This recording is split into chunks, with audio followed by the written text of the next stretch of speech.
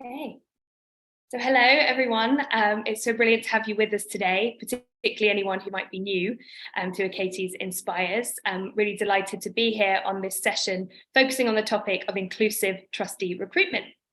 Now, this session has been recorded in advance and is now being broadcast at 1 p.m. on the 18th of April. So if you do have any questions during the broadcast, please use the comment section and members of the Achates team will be on hand to help. Over the last 10 years, Achates has provided provocation and inspiration to organisations and senior individuals across the cultural sector, providing expert, market disruptor and inclusive thinking across strategy, recruitment and fundraising. Since 2019, Achates Live has provided practical help and support with monthly sessions for fundraisers in the sector. As the sector continues to emerge from the pandemic and make sense of the new challenges and opportunities ahead, there has never been a greater need for leaders to connect, to support each other and find solutions together. And this is where Achates Inspires comes in. Launched this year, Achates Inspires offers a cross-arts peer forum for chief executives, executive directors, and other senior leaders to learn together, dream together, and lean on each other. It provides a learning network to pool expertise across the sector, expand your own network, and give you the opportunity to hear from expert voices on key challenges and opportunities that might be facing you and your organisation. We kicked off Achates Inspires earlier this year with 3 successful in-person sessions, and as of today, we've moved the programme online to offer the opportunity to as many leaders as possible to engage with the network in a truly accessible way. Online sessions will continue, and we'll have an in-person session quarterly with more details of that to be announced soon. So today, we'll be focusing on the vitally important topic of inclusive trustee recruitment. And I'm absolutely delighted to have 2 incredible leaders joining us, Gavin Barlow, Chief Executive and Artistic Director of the Albany, and Liz Gilmore, Director of Hastings Contemporary. So Liz and Gavin, if you could just say hello. Gavin? Hello, nice to see you. Thank you. And Liz? Lovely to be here, thank you. So I'll just say a little bit about these 2 incredible leaders we've got with us today. So Gavin has been Chief Executive and Artistic Director of the Albany in Deptford, South East London for the last 19 years, overseeing a significant transformation in the scale and work of the organisation. In 2021, he was appointed Creative Director of We Are Lewisham, the Mayor of London's Borough of Culture 2022, with the Albany as lead delivery partner for the year.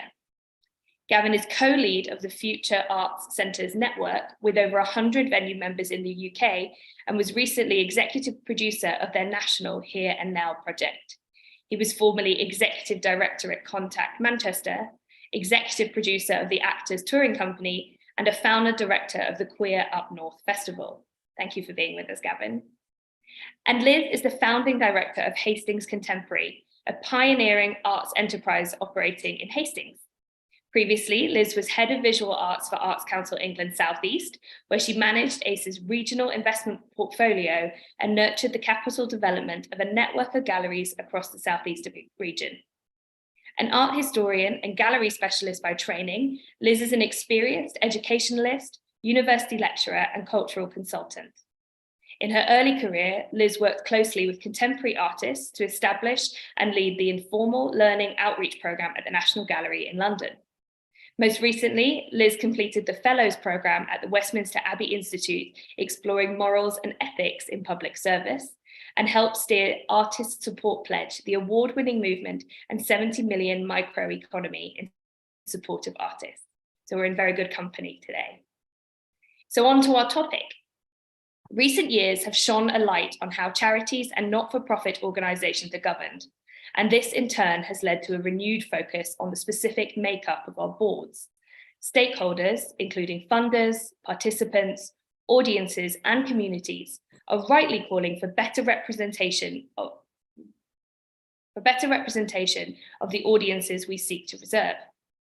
This is further emphasised by the emphasis placed on this in recent Arts Council England, Arts Council Wales, and Creative Scotland funding rounds. While few cultural leaders would disagree with this need for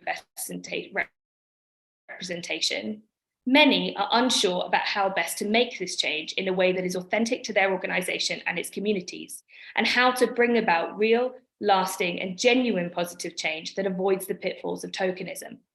There are concerns about how best to reach individuals with the particular skills and lived experiences that best serve the organisation and its communities, and how to ensure the existing organisation and board is ready to adapt and make the changes needed to best serve new and more diverse board members, and how to respond to potential pressure from existing boards that may be rooted in nervousness and uncertainty around change.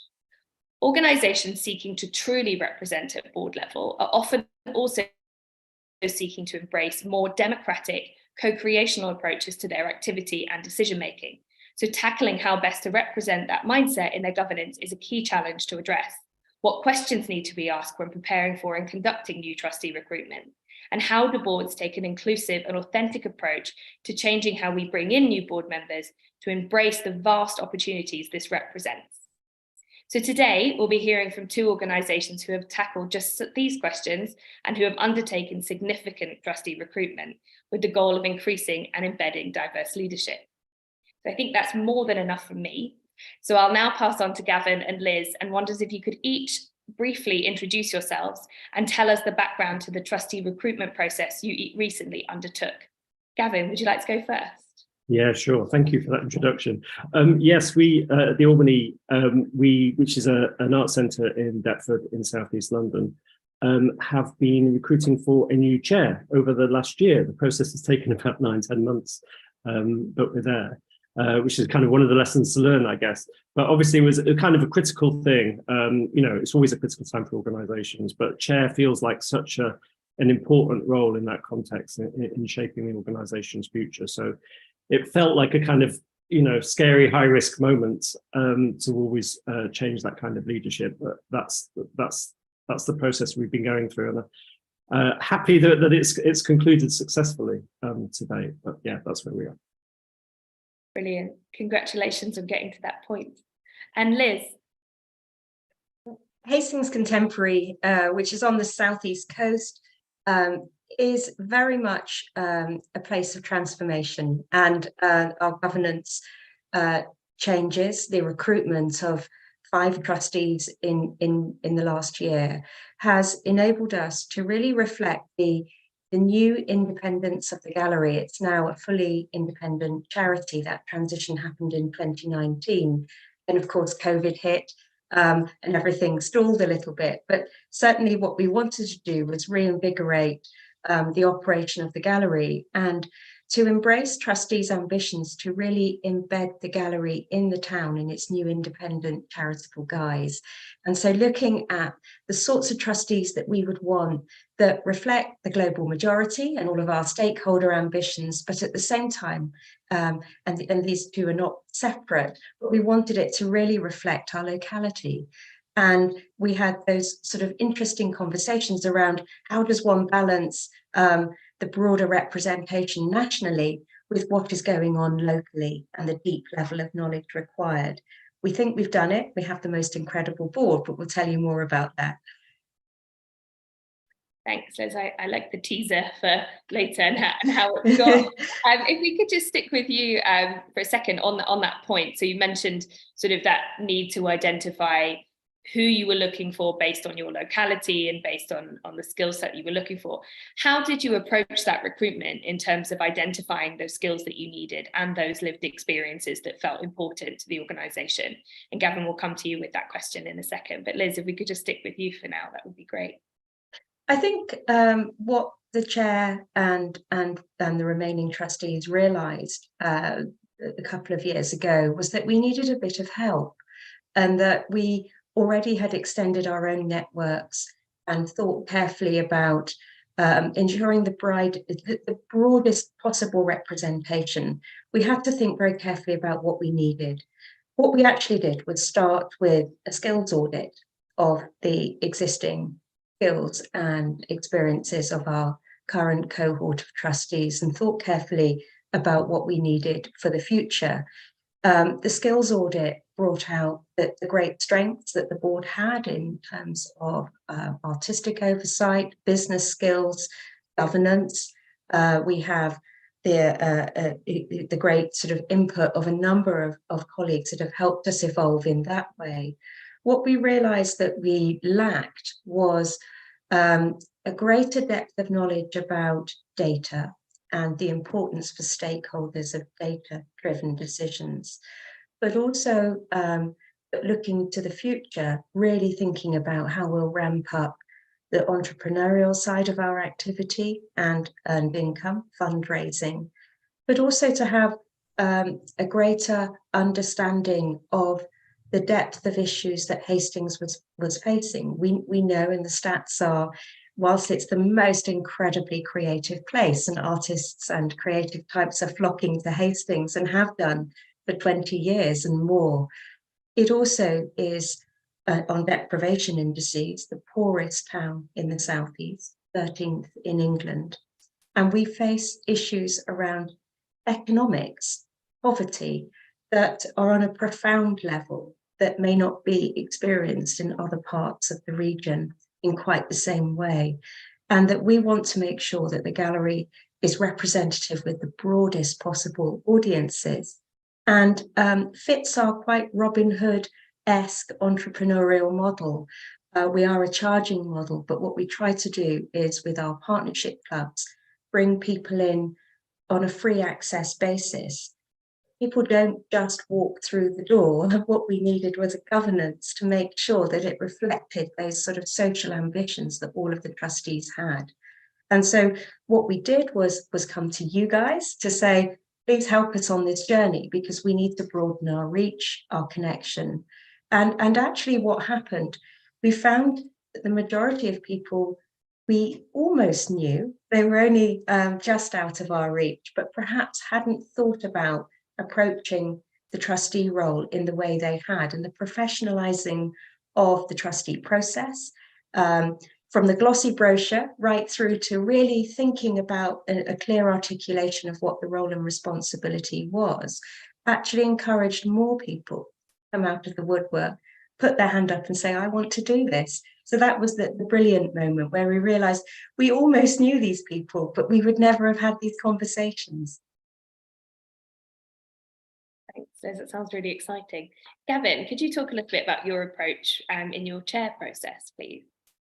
Yeah, I think reflecting on that process, it's kind of interesting that it's a board-led recruitment, obviously, a chair, but how that works within the board and what you identify, it can't sit within. It doesn't sit by itself, but so it opens up lots of deep conversations actually around values and around strategy and around how this person needs to fit into that and how they're going to lead in the context that you're in. And I think, luckily, you know, that doesn't sit in isolation. So it can build on conversations that we'd had around a process of developing, becoming more clearly an anti-racist organisation around what diversity meant in our context, lots of similarities. We had identified very specifically that we wanted, you know, it had always been the aim that every part of the organisation reflects our home borough of Lewisham, you know, which means a lot of things. I mean, diversity does mean a lot of things, but very specifically, the local area is 50% Black and global majority, and feeling that we needed to represent that at every level in the organisation, at leadership level, at visible leadership level. So in context, that was really important. But one of the first things I noticed, of course, is, you know, to have those difficult conversations, you usually rely on a chair to kind of help to guide that within, you know, and actually this is one instance where the chair's not really available to do that. Not to say that they can't have a role in it, but, you know, you don't expect the chair to lead the search for a new chair. So it was an interesting moment at which you kind of renegotiate that relationship a little and expect, I suppose, the board as a whole to step up. So we had those conversations at board level. We formed a search committee, so a smaller group of board members, volunteers with some executive. Again, we considered bringing on external help there. We felt that we didn't need to, but I think that's something really worth considering at that point on the search committee, that you know, the board can bring in other expertise. But certainly we felt very helpful to bring in somebody to help us have those conversations, which is one of the reasons that we work with Achates around that, and that was very useful part of the process, and probably something that I hadn't considered at the outset, that would be so useful to kind of negotiate those conversations. I think and then beyond that, it was about obviously trying to think, how do we find beyond the usual suspects? So the first thing was to be very clear about what we wanted. So again, kind of opening up real conversations about what are the minimum requirements that are needed, but also what are the real key messages, what are the key messages for the organization, the strategy and the values and their role in that, but what are the key things that we need from the chair, and taking into account that a role of chair can be done in very many different ways, and somebody coming from with a very different experience and background would bring different things to that. So it's very easy to be exclusive in a sense in terms of defining that. So, I mean, interesting conversations around diversity and being quite specific about what that meant in our context and why it was important and how we communicated that. But also, of course, we wanted a chair that had credibility, a chair that could support advocacy. These were, important things, but actually drilling down to what you mean by that in different contexts, and then kind of seeing how that would look, how we can imagine that working, and the kind of different perspectives and the process of negotiation around what that really meant, so that we could be clear with potential candidates, so that we could be open, but also really clear with ourselves about what we needed and what we were looking for. So, it was an in-depth process, I would say, but actually part of larger conversations, and incredibly useful in a wider context to have those conversations. I love that reflection, that sort of having that thinking around what are our values, what is it we're looking for, how we've sort of going to talk a little bit later on about wider impact of this process on the organisation. So it's so interesting to think about what that might be, and how that's kind of got there's conversations we might not otherwise have made time for. Actually, Gavin, if we could just stick with you for a second for this next question, because you sort of touched on this. So obviously ensuring, I think both you and Liz have talked about how ensuring looking at your existing trustee body was sort of a key starting point, but how you keep them engaged in this process, and particularly ensuring that this is an inclusive process, is clearly crucial. Gavin, you started talking a little bit about conversations that you needed to have, etc., with them. Would you mind elaborating on that a little bit, about what those conversations were, and how you made sure they were on board, not just with the fact that you needed a new chair, but that you wanted to do it in this way and prioritize these values? Yeah, I mean, there were more conversations about process and more thinking about process than I thought there would be, because actually we had a succession plan, but actually going back and rethinking all of that was quite critical. And obviously building, I'm sure everybody would say this, and you always reflect on this, but building in the real time to do that at every stage was so important and so critical. I think, as I said, the first thing was to design a process that involved other people, to make sure that there was a kind of process which not only widened out the search to the widest group of people that we could think of, and connected to various networks, but being really clear with the board that the whole board had to be involved throughout the process, involved in initial discussions, and obviously involved in the final interview process and appointment, but also deciding on that process. So obviously we decided to delegate to a search committee, which ended up being 3 board members and 2 executive members, myself and Vicky Medame, who's our new creative director, but who was also an ex-board member, so actually had a really interesting perspective. And as I said, having a discussion at that point about bringing on other expertise or other advice, or we decided we didn't need to do that, partly because we have a fairly representative board, including members that are voted on through a membership. It's technically a membership organisation, so we felt it was a majority people of colour on that group, and we felt that it had kind of representatives of different experience. So that was important. But then designing a process, I think, which brought in other voices.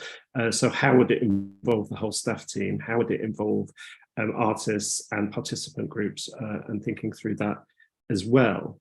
but also then, how do we, another reason that we brought in external support with Achates was, how do we find a process? Obviously, we advertised publicly, but there needed to be a process of connecting to all sorts of different networks. So using that wide set of networks that all board members have, and encouraging people to do that, to go out and actually talk to people. That was the thing, is you have to put in, definitely my reflection is kind of, you can't put in too much time, and an inclusive process does require more resources. It requires talking to lots of people, having conversations, and then kind of, investigating different routes that you wouldn't have thought of, that come back through a whole range of suggestions and conversations with different kinds of people. So that, and again, of course, that's something that the whole board needs to do. You try and encourage them as well as the executive team.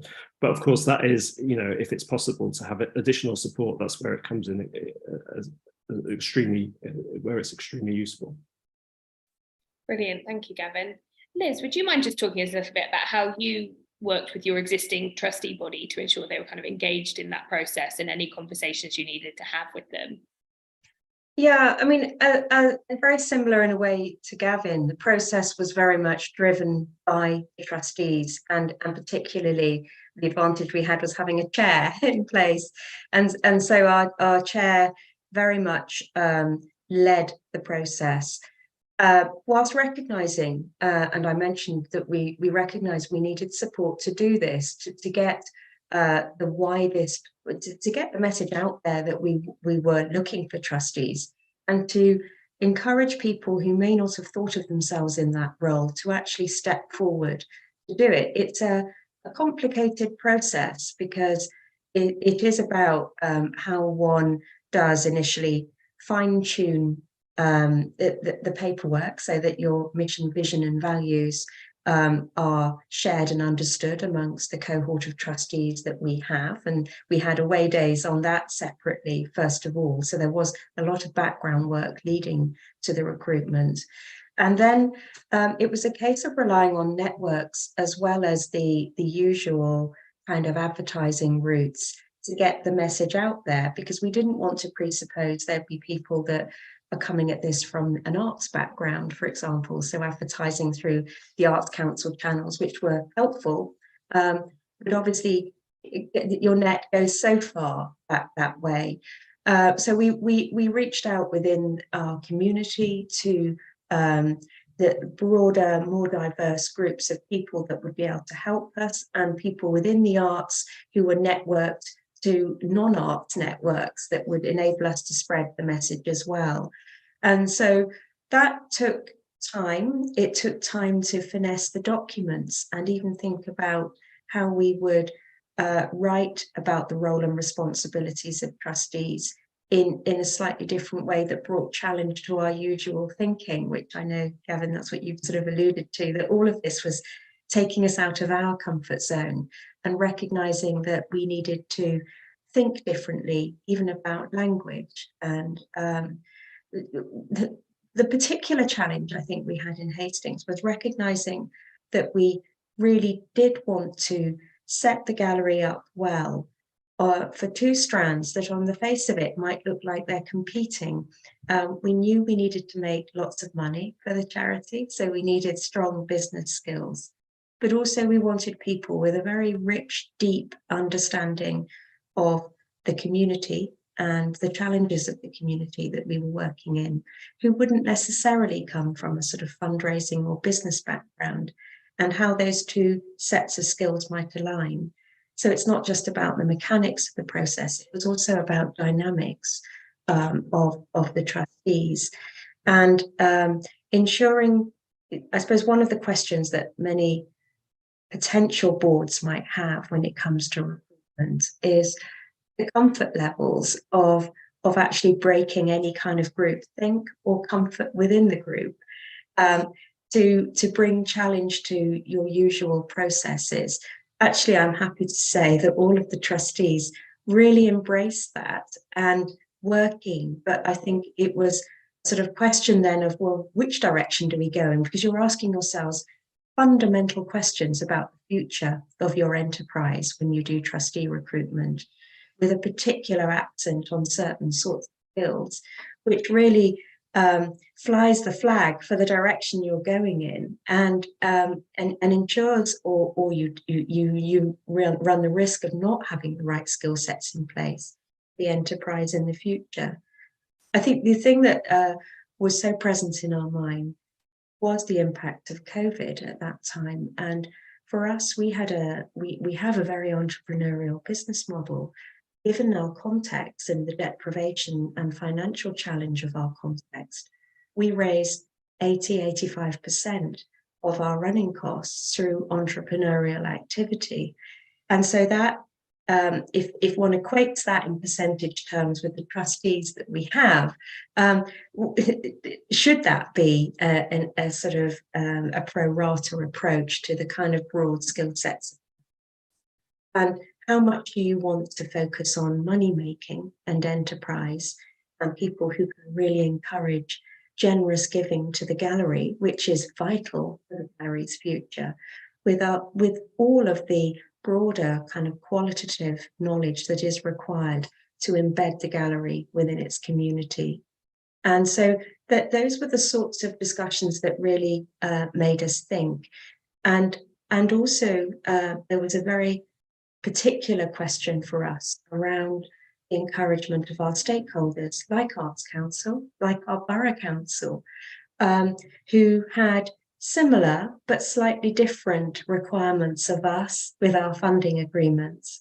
And Arts Councils are made a very clear marker for the future in terms of diversity, global majority, but noting for the first time, I believe, that they were looking at leadership in relation and recognizing that economic deprivation was a part of this.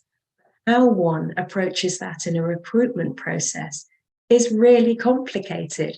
I think Arts Council's question on this is, what did your parent, the main breadwinner, do at the age of 14?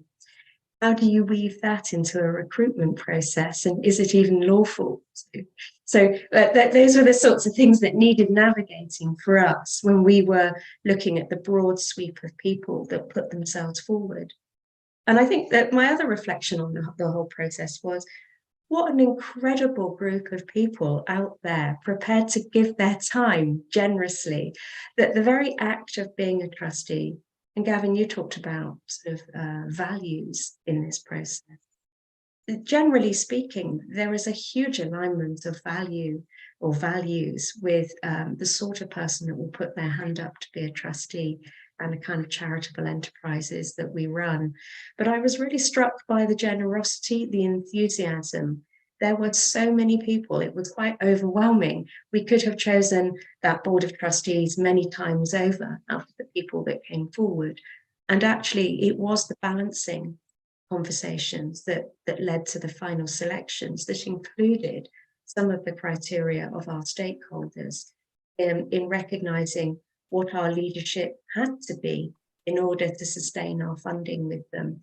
And that meant disappointment for some people who couldn't be appointed because they were brilliant in many ways, but actually didn't give us that representation that would add strength to us. Such an interesting process, having that. And I wondered if actually we could speak a little bit more about that recruitment process. So if we'll stick with you, Liz, for now, could you speak to any sort of positive action that you might have taken in that recruitment process, and what impact you think that had on the field of candidates that came forward? Because clearly you had an extraordinary group of individuals that came forward. So if you could talk to that would be brilliant. Thank you. Yeah, we did. I mean, for Hastings, we are dealing with issues in the town, fourth generation unemployment. It still seems so surprising that we're operating in a context, a seaside town, where children who visit the gallery for the first time, we work with every school locally. For some, it's their first visit to the city, and they live a mile or two up the hill. So in dealing with those kinds of issues, we knew that the kind of positive action we wanted to take was actually to speak with our stakeholders and ask for assistance. We spoke with our Borough Council, and in fact, one of the former cabinet leaders for the Borough Council, is now a trustee, because he was the councillor representative for what I believe is in the sort of top 1% most deprived borough in England. And so his understanding of the issues that we're dealing with as a gallery is second to none. And he happened to be someone who knew a huge amount around finance and compliance, not just from his role at the council, but actually in broader roles. And so we were very lucky to have people that had, I would say, a number of skill sets in one. And I think that's what swayed final decisions. So positive action we took was actually having quite detailed conversations about people's background, sightlines and vision, and how that might inform their role of trustee, what drives them. Skirting those questions of, well, what did your father do when you were 14? Because we needed to know some of the answers to that without that fettering a fair and democratic process of, with HR compliance for the recruitment. But certainly by the time we got to a short list of individuals, we were wanting to know really what motivated those individuals to be a trustee and how deep rooted that was from the very beginning. For not all of them, we've got, broad representation. For some, it was around, well, how can they help drive forward the very entrepreneurial business model and encourage giving, high net worth individuals giving to the gallery? How do we encourage that with the cohort of trustees? So we were looking at bringing in trustees that might help with that through their networks, skill sets and job roles and experiences, but also would help us with thinking around global majority representation at the same time. A really hard task to do, but we did it, and actually some of that diversity isn't obvious. I think that was really interesting in the process, and it was very helpful to have someone independent, to have the support, external support, where those sort of objective conversations and private conversations can disclose things if they want to, in a way that is mediated and appropriate for HR and trustee recruitment. So that, I think, for us, there were delicate conversations to have, and not everybody wants to talk about their diversity, and some of those diversities around disability and mental health may not be apparent. And so how we got to the nub of those questions took a great deal of sensitive conversations, really, and rightly so, that those things aren't the front or foremost in people's thinking when they're going through recruitment. It is about the skills they're going to bring, but they are factors that help influence the final decisions that we. Brilliant. Thank you so much, Liz. Gavin, could I ask you the same question about what positive action you took in that recruitment process and the impact that you think that had on who came forward? Yeah, no, absolutely. I mean, obviously, I think a lot of similarities in terms of reflection and process, and although a slightly different context, I think similarities in context as well. And it resonated very much, that sense of having to challenge and push outside your comfort zone on many different kind of elements. And actually, what that means is having difficult and uncomfortable conversations. And I think one of the first things is yes, you have to hold that, and having external help to do that's really useful.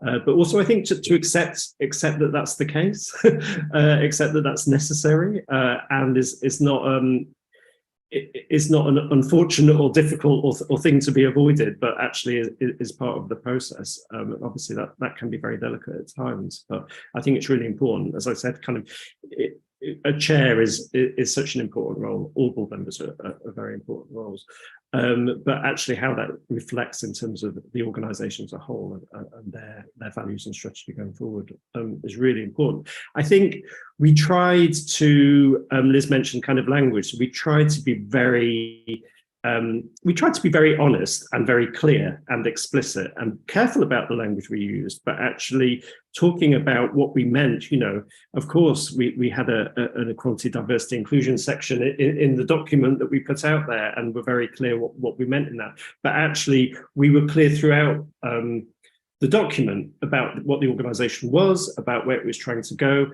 and what we meant by diversity in our context, why it was important, and how that reflected in this role, how it reflected in the board, how it reflected in this role. And as I say, we're very intentional and specific about that we were deeply engaged with our communities, diverse communities in Lewisham, but specifically amplifying Black and global majority voices within the context of the work that we do, and how that fitted in. I think it was that process of using, as Liz said, working with stakeholders, working with a whole range of stakeholders, resident organisations, funders, people we worked with, associate artists, trying to reach out into different networks for those people who may not think that they had the right skills, and so kind of trying to communicate very clearly that we were very clear what we wanted, but that was there was a very open conversation about how that could be approached and how flexible we could be. And I suppose flexibility was that key thing, is kind of thinking how we could be flexible through the process. We thought through a lot about what the job was, and being clear about that. I think it was only very late in the process that it came up that we hadn't considered time and commitment and how the role was done. And I think that was partly because our outgoing chair is actually retired, and was able to kind of put a huge amount of time and had a huge flexibility. But actually, if you're working with people who have obviously other jobs or lots of other commitments, how does that work realistically? And what is the negotiation around that? How can that work? And how can you make that work in a way that's good for the organisation, but that actually is realistic for a kind of wider range of individuals, bringing different kind of skills and experience to it. So that was something I think we hadn't really reflected on until later in the process, but I suppose it was allowing us to, we allowed ourselves to be flexible in thinking about that further down the line. I think, in actual terms, I mean, we did put it out there in all the networks, but thinking of the shortlist of candidates, there was 5 on that shortlist. Only 1 had come directly through public advertising. The other 4 had come through networks. And of course, they may have come through advertising also, but probably not.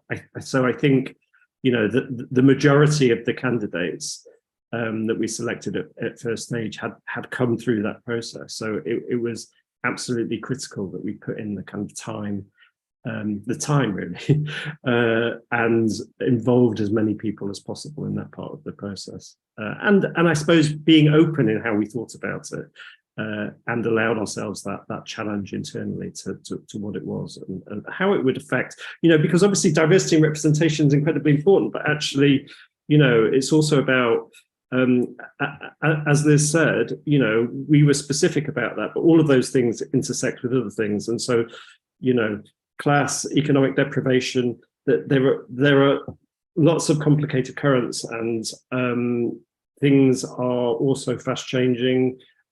Language is contested and changing, and so there's a lot to negotiate, and it's easy to kind of steer away from some of the difficulties involved in that. Sorry, I'll leave it there, I think, before I keep going on. Not at all, please don't apologise, it's so interesting. If we could just stick with you for a second, Gavin, on that point, because I think kind of throughout you've mentioned on a few occasions the kind of involvement from the kind of wider stakeholders, and Liz, you've mentioned the same thing. So from your existing trustees, senior leadership, I think you've mentioned participants, other staff. Could you just talk a little bit more about that process and how crucially what you think that has since contributed to the Albany's kind of already democratic approach to your work, and how that's kind of fed in, and any impact you're seeing now that that process is kind of moving on and you have made the recruitment. Yeah, I think obviously kind of trying to involve people in all parts of the process, but very specifically thinking about towards the end of that process, the second interviews, is having a panel, quite a large panel. Well, first of all, they went around and met the whole staff team, and then there was a panel of staff members, a facilitated panel before the final panel, but also a panel of artists and participants, people from the Meet Me at the Albany programme for older people and younger participants.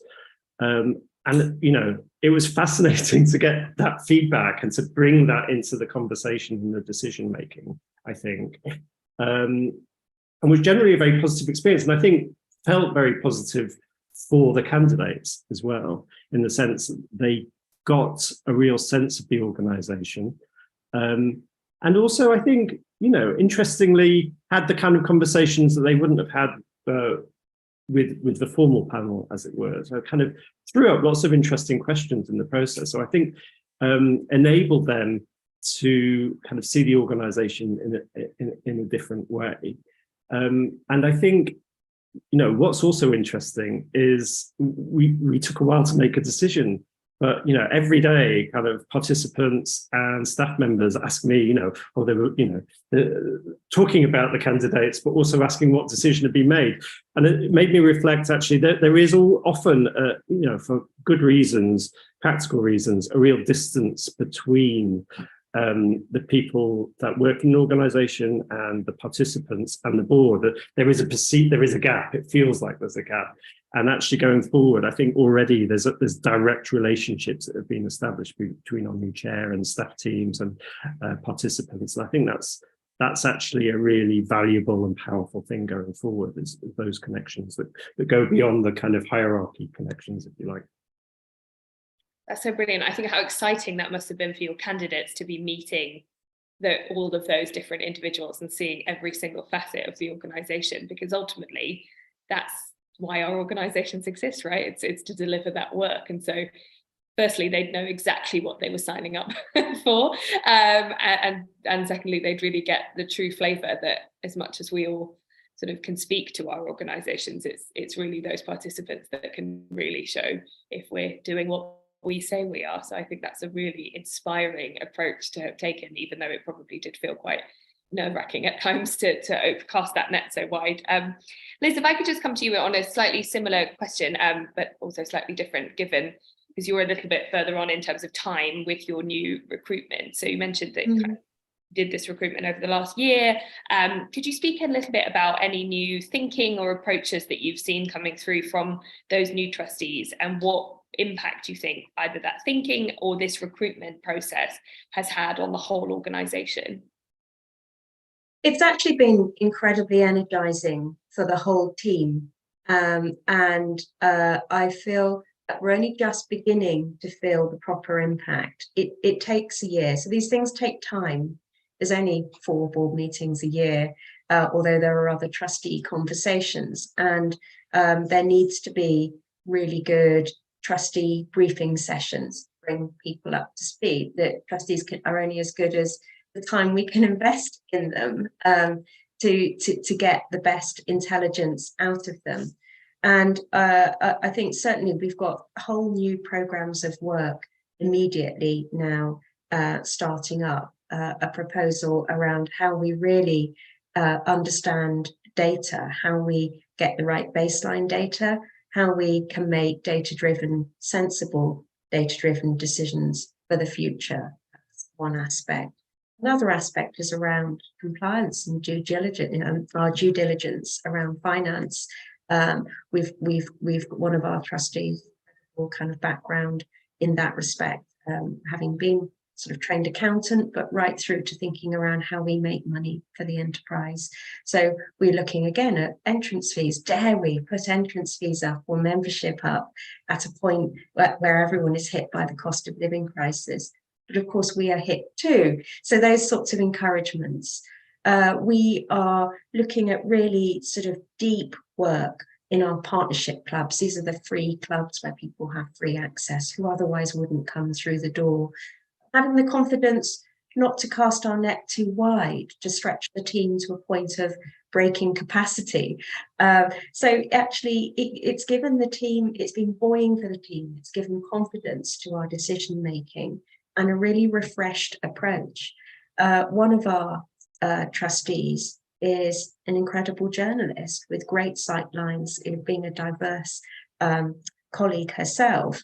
She is able to really bring challenge to the way we address issues of diversity and global authority in all of our activity, from programming right through. And I felt that impact in a brilliant way.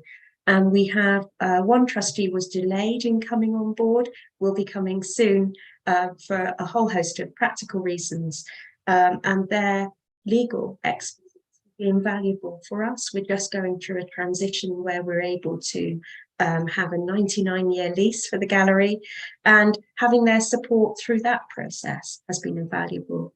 So I feel like we are at the beginning of the journey.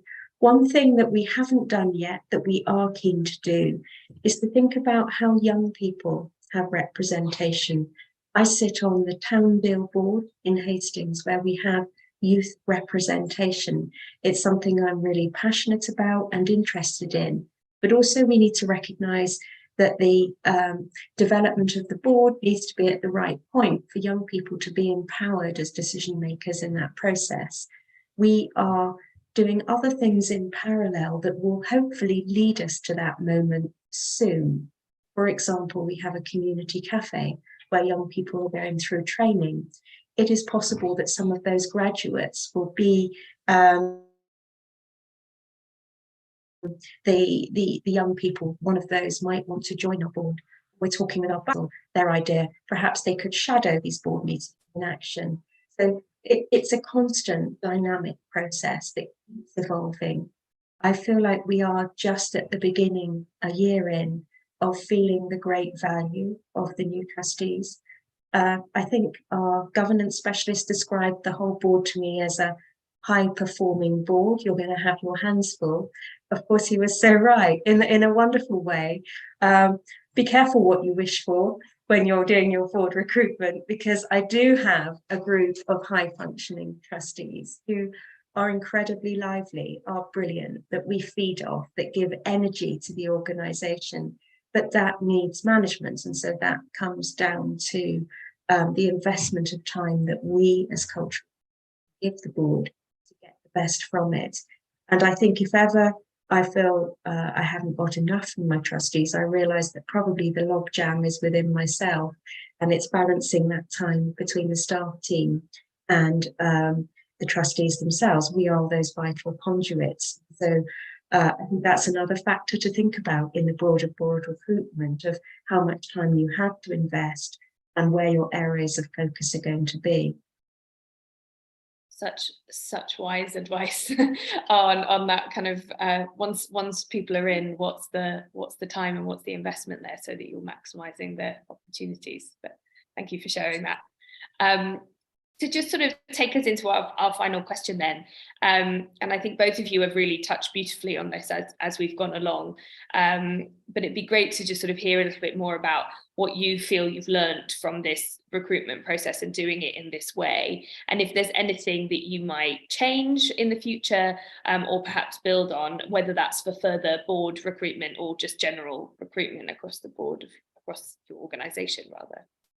Gavin, would you like to kick us off with that one? Yeah, no, I think that was, we had a similar interesting conversation around investment, because obviously you think of the investment of recruitment, but actually what's the induction process? What's the process to support new board members? Particularly, I mean, we have young people on our board, but actually, how do you support them over a process of time to feel empowered and to feel part of a valuable process? But also, how can you or how should you change the culture of a board or the way it operates? Again, there are restrictions around doing that. but you know, actually you can really think about how you conduct meetings and how you kind of support people to be involved in. And actually, I think we ended up thinking that was the key thing we wanted in a chair, someone that could facilitate that kind of board and develop it over a period of time. But again, you know, realistic about the executive's involvement in making that realistic. I suppose in terms of reflection, you know, time is always the key thing. We thought we'd left loads of time, I think 6 to 9 months, but actually for various reasons, it needed all of that time. And actually there are things that can go wrong. But more importantly, kind of allowing time for the real conversation and to get in depth. And that time for reaching through different networks. And, you know, you can never underestimate that. You can always do more. And I think, you know, my reflection would be actually, it'd been such a difficult time for the organisation. We were delivering Lewisham Borough of Culture at the same time. So I suppose I was quite deflected. So it was fantastically useful to have support from Achates in that process. But actually, you know, you also have to do it yourself, and you also have to have the board involvement, even if you have support. So kind of don't underestimate the time commitment to make that really work. I suppose my other reflections would be, you know, obviously how you involve lots of other people, how you involve a kind of diversity of voices in the process and in the decision making for us was critical. I think from the very beginning, having those difficult conversations so that what you could present, what you could define that you wanted in the role, how you communicate about it, was, you know, it felt like it was authentic. It was authentic about the organisation, about where you were and what you needed to change and what you needed to do. So there was a sense of honesty, but also clarity around that, and the clarity obviously for communicating, but also clarity for yourself, so you understand your process and the process of decision making and what's really important in that decision making. And I suppose finally, and it's something that Liz definitely mentioned, is accepting difficulty, kind of accepting that things can be uncomfortable, conversations can be difficult, you know, and that's necessary, that these things get to the heart of what the organisation is and what you need to change and what you need to develop. So that can be difficult. And as I think I said earlier, I think accepting that that's part of the process and accepting things can be difficult. It's good to allow yourself, you know, this is normal, this is allowable, this is something I have to manage, and it can be very delicate, but that it, you know, that it is a part of the process. Brilliant, thank you so much, Gavin. Liz, yeah, I mean, the time and planning, I think the learning for me from this was it is very much to think about that for the future, but also legacy planning. I feel like we perhaps don't invest enough time in planning for future further recruitments of chair, trustees, deputies, and allowing time for that, not just time in the process of recruitment, but time in the briefing, time in having focused, detailed conversations. I have one tomorrow with one of my trustees around money. They are really valuable, but I think often it's quite hard. It almost feels like an inconvenience, but actually they're fundamental to the future success of the organisation. But giving over half a day in a week can seem unthinkable if you do that on a regular basis. But if you have 10 experts on your board, very, very capable at supporting you, it is absolutely worth that investment of time. But then to cascade that within the team. So actually, I think, Gavin, you mentioned about the relationship with the broader team. That is incredibly important. And I think my learning here and tomorrow's meeting is not just with me, it's with a number of the team members, because they gain from that the buoying sense of empowerment, wisdom that's distilled in those meetings, and opportunity to really air some of the thorny things that might, in a way, disrupt a board meeting and getting through the whole agenda, that some of those things can be rehearsed in advance, mooted, discussed. So I think my reflection really is around the vital importance of governance and leadership, the complete kind of integration of the two and importance of moving forward for an enterprise, and the value of not just the staff team but our communities and having opportunity to meet the trustees as well.